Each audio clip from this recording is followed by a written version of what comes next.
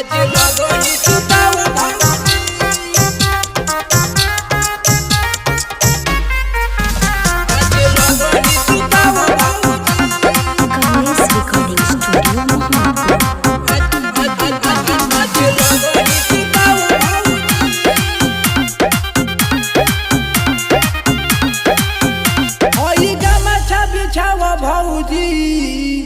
आज लगही सुताव भौजी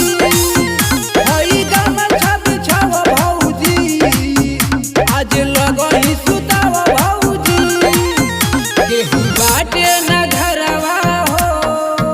काहे करतारू डरावा हो हई गमछा बिछाव भौजी आज लगही सुताव भौजी हई गमछा बिछाव भौजी आज लगही सुताव भौजी आज लगही सुताव भौजी आज लगही सुताव भौजी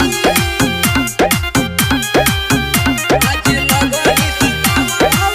भैया गइल बारे दूसर से बहारा तोहरो जवानी के करतानी पहारा तोहरो जवानी के करतानी पहारा होई कहर देवर न डाटो हो हमरो के हिस्सा बाटो हो भूख लागल बा हमरो बिजोर तनी हमके खियाव भौजी तनी गमछा बिछाव भौजी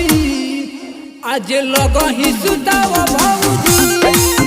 तनी गमछा बिछाव भौजी आज लगही सुताव भौजी लगही सुताव भौजी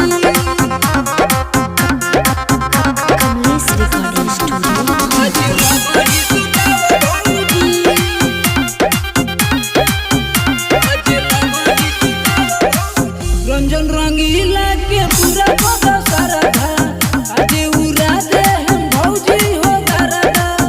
आज उड़ा दे हम भौजी हो गरदा केहू करी ना हमरे पसंद के हो आधा देवर के हो ना हक हो काहे घुसल बारूद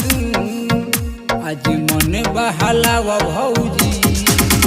तनी गमछा बिछाव भौजी आज लगही सुताव भौजी